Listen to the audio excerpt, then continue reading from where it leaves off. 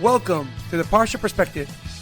Each week, we will delve deep in a weekly Torah portion to find a practical and insightful way to enhance your daily life.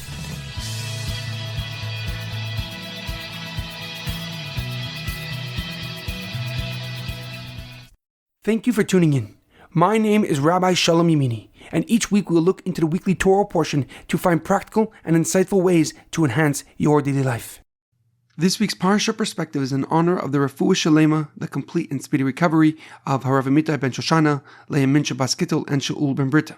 This week's Parsha Perspective is in loving memory of Edward Ben Efraim, Shlomo Ben Edward, and Yirachmiel Daniel Ben Gedalia. May their souls be uplifted, and may their memories be a blessing. This week's Parsha Perspective is dedicated by the Akirov and Shemtov families in honor of the Rebbe and the ultimate redemption, the Amitai Shlema. May Hashem bless them and their families with health, happiness, and nachas. This Shabbos is the third of Tammuz, Gimel Tammuz, which marks 28 years since the passing of the Lubavitcher Rebbe, Rabbi Menachem M Schneerson. Traditionally, this is a day of reflection, recommitment, and overall positive action. This week's Torah portion is Parshas Korach, Spark of Light. Our Parsha begins with Korach, a rich and influential man from the tribe of Levi, staging a rebellion against Moshe and his brother Aaron. Together with a few ringleaders, he gathered 250 men and accused Moshe and Aaron of nepotism and power hoarding. They took specific issue with Moshe's appointment of his brother Aaron as the Kohen Gadol, the high priest. Furthermore, they argued that since the Jewish nation were all holy, there was no need for Moshe, or for any person for that matter, to be higher than another and to be their leader.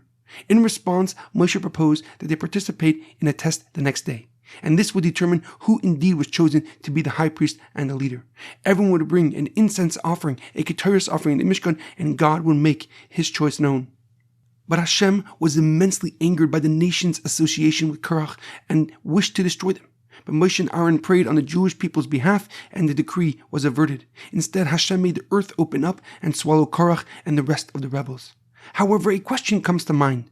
The Parsha begins with the pasuk, Vayikach Korach ben Yitzhar ben Kahas ben Levi.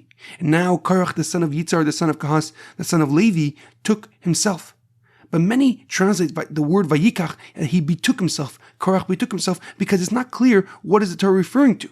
So what did Korach actually take? The Rashbam, Rav Shmuel ben Meir, one of Rashi's grandsons from the 12th century, gives a very simple answer.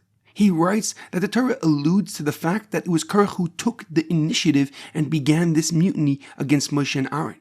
He approached Dasan and Aviram and convinced them to support and join his rebellion. The Rashbam explains that Korach was very persuasive and influential, and therefore he is individually credited for sparking this revolt. This indicates that much of the unusual punishment was directed at him and his family. However, his grandfather, Rashi, Rav Shlomo Yitzchaki, gives a deeper and more profound explanation. He writes that the Torah hints that Korach took himself away from his tribe and congregation. As mentioned earlier, he was a high-level Levi, a high-level Levite who worked around the Mishkan. But the Torah clearly writes that his fellow ringleaders were not from his tribe, but from the tribe of Reuven. Rashi explains that Korach needed to remove himself from his holy tribe, the tribe of Levi, to spread his rebellion. He could not convince or persuade any people from his tribe to join his revolt, and therefore he went to another tribe. The Yorachim HaKadosh Rav Chaim Ibn Attar adds that there were arguments amongst the ringleaders themselves. They argued who would be the ultimate leader if the rebellion was successful. And as you can imagine, Korach wanted that. He wanted to be the predominant leader, but Dasan and Aviram challenged Korach.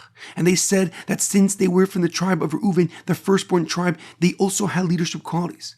This means that the unity between the ringleaders themselves was shaky at best, and although they put up a united front, each one was vying for power over each other. The lesson the Orach HaKadosh learns from here is the significance and value of whom we surround ourselves with. But most importantly, whom do we allow to intellectually and mentally influence us? And this invaluable message rings true today as it did for the last 3,000 years.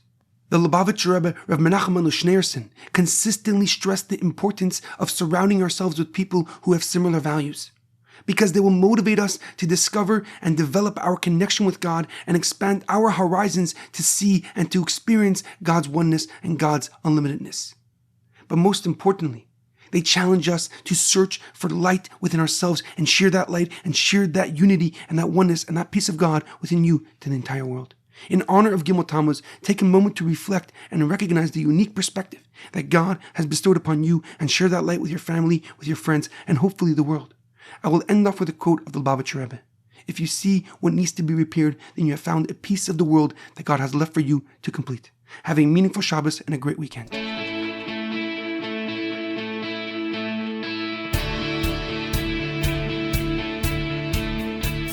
Thank you for tuning in to the Parsha Perspective.